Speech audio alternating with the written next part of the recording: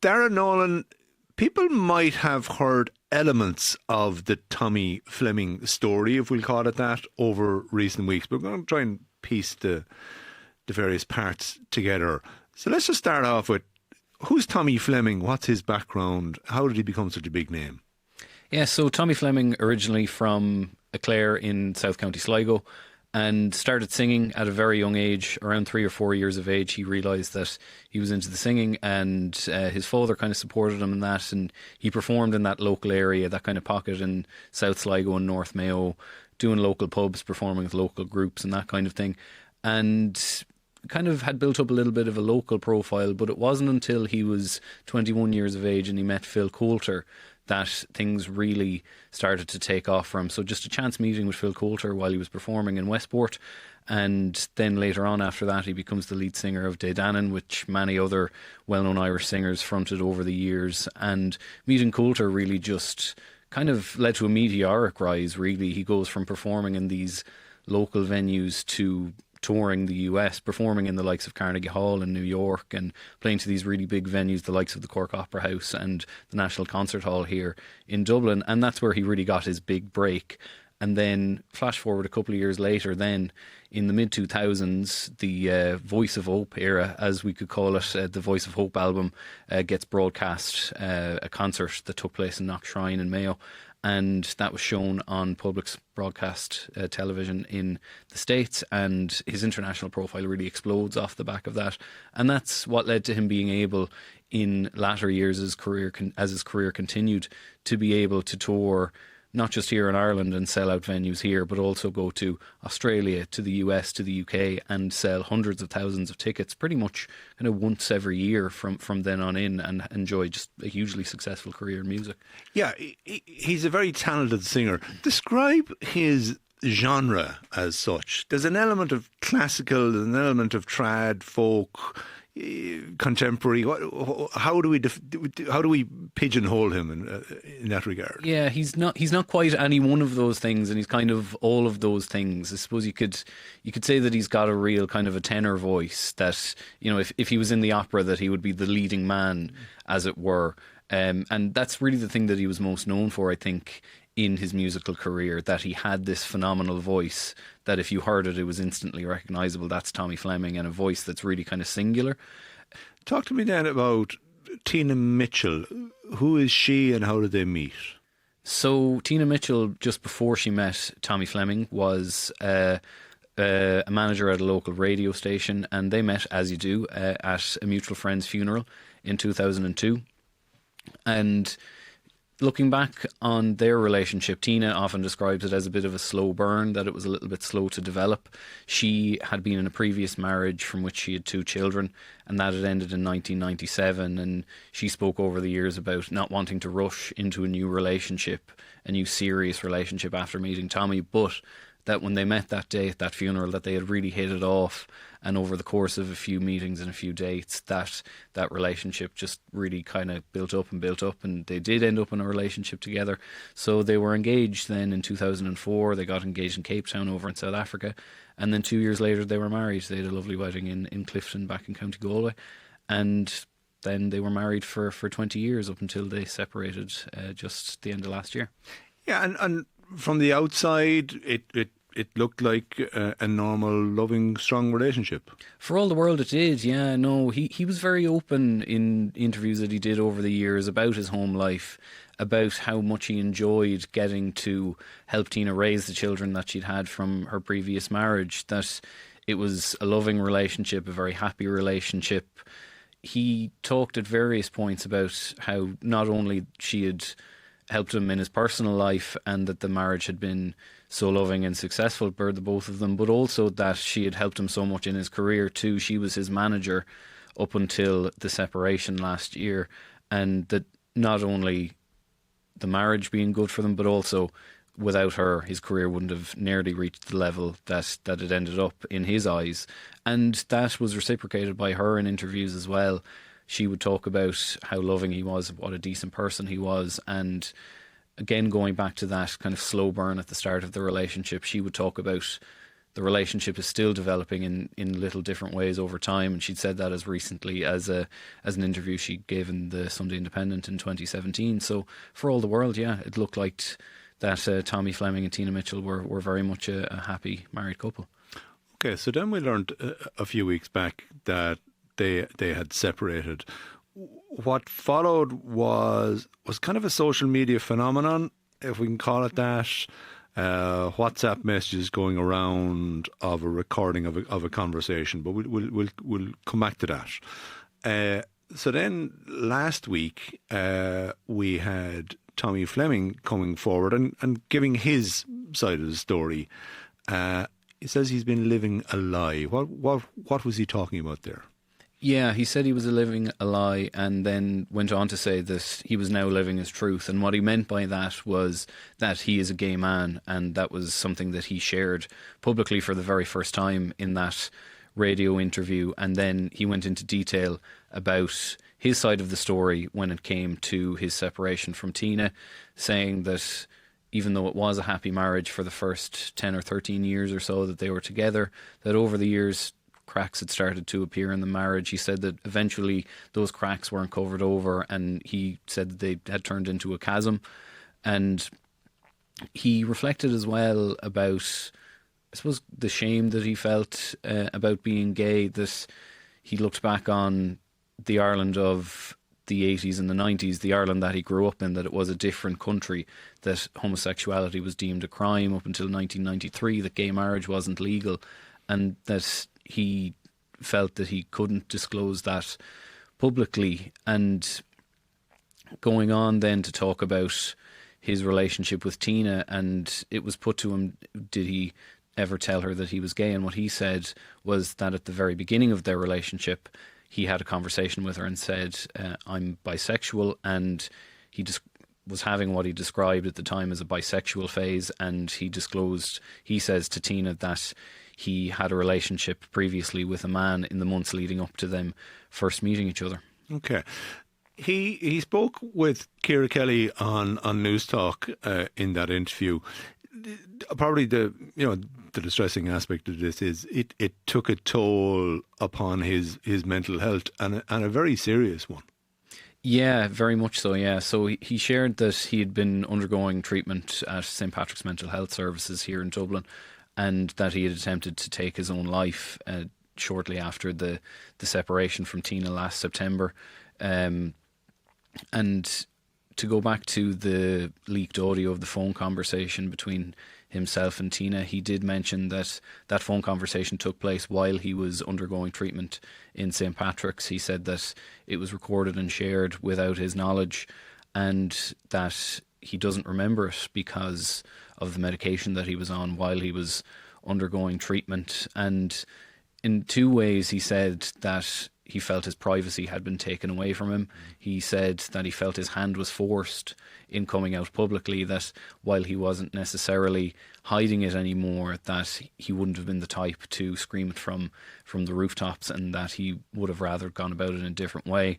And he also said as well that the privacy that he would have had in having attempted to take his own life, that had been taken away from him as well, because this was all publicly known now because of that phone conversation.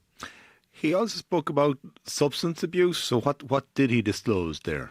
Yeah, so he talked about using various different substances. He talked about alcohol, he talked about prescription medications, and also illegal substances as well. And he said that those were things that he used to medicate himself. First he said it was a painkiller, and then he corrected himself and said a more accurate word was an anaesthetic, that he was numbing something. And he said after that now that he's been undergoing a bit of a recovery, that he actually doesn't want to take a drink anymore, is what he said, having since come out, that it's actually the last thing that he wants to do now. Does he talk about where he sees himself going in the future in terms of carrying on his career? And he has been doing a gig recently, which didn't go terribly well. So what next for Tommy Fleming, I suppose? Yeah, towards the end of that radio interview, he did say that, first of all, focusing on his mental health is his main priority, and remaining close to his family and his friends who are supporting him as he continues to deal with all of this. But he did also mention that the music and getting back singing and getting back performing on stage is at the front of his mind as well, and that he just really wants to get his life back on track. But yeah, you did mention there that he has since got back on stage, and that didn't go particularly well for him. So he played at the Friarsgate Theatre in Limerick on Saturday, and he was only able to perform 2 songs. He said that he was feeling a little bit ill and that he felt that he couldn't sing. So he performed the first song, said, I might not be able to continue, performed the second song and said, good night, I'm sorry, and I might be back here in the near future and maybe do an extra gig at the same venue for charity, but that for now his ambition to get back on the stage has been cut short by illness. Yeah, so presumably the point is this is a man who's still in recovery and probably needs to take a time out, but he does see himself getting back on stage at some point. Very much so, yeah. He said that it is his focus, that he wants to get back on stage, that he sees singing on stage and performing again in his future, but for now the priority is of course his continuing recovery and his health. Okay. So that's Tommy Fleming's side of the story. Niamh Horan from the Sunday Independent visited Tina Mitchell then in her home in County Sligo and got her version of events. What did she tell us about her relationship with Tommy Fleming? Yeah, so Tina's side of the story in some ways is a little bit different from Tommy's. And regarding his sexuality, Tina did say that she had questioned that for years. Did you ever suspect Tommy was gay? I suspected that he may have been meeting men, yes, and sometimes things didn't feel right, and I did ask, I did question, I did approach the subject, and he was asked straight out, and he had many opportunities which I said to him that he should take if that's what he wanted or he was in any doubt. And I always got just enough credibility and accountability to sway me back into believing that he was committed to this relationship and that this relationship was one of faithfulness, honesty. She did also stress as well that her feelings towards him now and her anger over this situation with the relationship breaking down have nothing to do with his sexuality in a vacuum. If he had come to me any day in 24 years, any day, and said that he was gay, then I would have loved him, helped him, probably went on and worked with him. And it has nothing to do with his sexuality.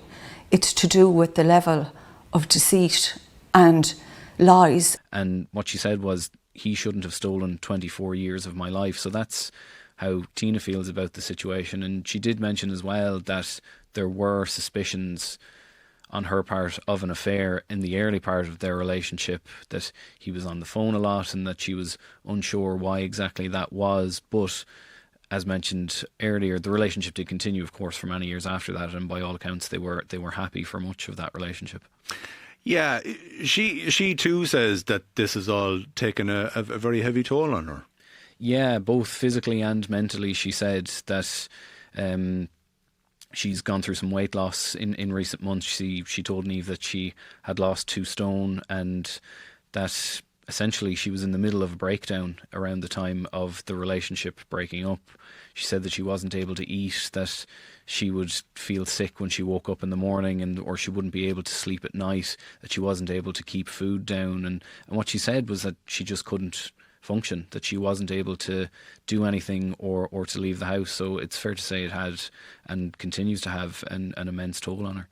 What's her account of her knowledge or awareness of Tommy's use of drugs and alcohol? She did mention that there was also a historic issue with drugs going back to the early part of their relationship as well, that around the time shortly after they first got together that he had to undergo treatment for drug addiction then. But I felt about a year into it that something wasn't right. I felt he was hiding things from me. I felt that he was possibly having an affair, but I couldn't figure out what it was. And I told him I was finishing the relationship, that I knew he wasn't honest with me. And at that point, he had the big reveal that he was addicted to cocaine and that he had huge debt. Well, I felt that that was the answer to my gut screaming at me, and then we went about sorting that out, and he went then to rehab. She said, looking back, that was a red flag, something that she maybe should have heeded. But as many people do when they're in a relationship with somebody, she decided, I'm going to stick this out and help to look after him. And she said as well that she actually paid for his treatment at the time. And he provided the list of debts, which included a large amount of unpaid mortgage payments. And then I went about sorting that out, and he went to rehab. I knew that he couldn't be here with 2 small kids in the house. I didn't know anything about drugs. I would have been completely naive to it. But he went. He wrote to me every single day, as I did to him for the 30 days. And when he came out, I believed he was clean, and I believed he stayed clean for a few years anyway. There seems to be a direct contradiction between what Tommy is saying about his sexuality and what Tina is saying. And he says he told her from the start that he was bisexual. She doesn't concur on that. That's really the main point of contention between the 2 interviews that Tommy and Tina have given. Tommy on the one hand saying, I disclosed to her that I was in a relationship previously with a man. Tina on the other hand saying that conversation never took place, that he never told her that he was bisexual, never told her that he'd had a previous relationship with a man. And regarding Tommy's sexuality, what she told Niamh was that the wife is often the last person to know in these situations. So it's really the main point, I think, of contradiction between the 2 of them in those 2 interviews, that whether that conversation ever took place or not. Tommy maintains that it did. Tina vehemently denies that it ever did. Will you take us then to an incident last September? Last September seems to be in the breaking point here. Yeah, that's where things really start to unravel, and the breakdown of the relationship really accelerates. So there was some sort of a row that took place on September 16th in the family home, and Tina's daughter, Tommy's stepdaughter, Becky, confronted him in the aftermath of that and asked him directly, are you gay? And what his response to her was at the time was, I might be bisexual. And then shortly after that is when Tommy goes for treatment in St. Patrick's and attempts to take his own life. And while he's in St. Patrick's, that, of course, leaked phone conversation takes place between Tina and Tommy. So that's really the point where the relationship really breaks down. And even though we only learned about it in that statement a couple of weeks ago, confirming that they had split up and that Tina was no longer involved in Tommy's professional life either, that is the one kind of big blow up, I suppose. Tina does address the point about the leaked phone conversation. Now, what's her account of that and how that happened? So she said that the decision was taken to record that phone conversation because her and her family were just fed up with the situation. They felt they were fed up with being ignored and all of the lies that they said Tommy was telling them. And Tina also felt that nobody would believe her if she told the story without having done this. And while she does say the conversation in her eyes never should have been leaked and never should have seen the light of day, I shared that call with my family and my close friends. And wherever or however, that call has now been edited multiple times. It has been leaked, which I can categorically tell you, we did not leak it. And it has been changed and chopped on the internet, and everyone has an opinion on it. But she did stress as well, she never wanted it to be shared publicly, and she didn't want Tommy's sexuality to become public knowledge without his consent. Yeah, her daughter Becky also talks about everything that's been going on here. What was her account of where things go for the family now? Yeah, so Becky's take on the situation was very much that Tommy being able to move on, he will have his music and his career, and he will be able to get back to all of that. And her feeling is that the family, herself, her mother, and the rest of the family have been left to pick up the pieces of this entire situation and of the breakup of the marriage. She mentioned that shortly before Tina and Tommy broke up, just the prior month, last August, that she herself had gotten married, that she felt she should be enjoying a new phase of her own life, and instead she's left to help her mother and her family get out of this situation. Okay, Darragh Nolan, thank you very much.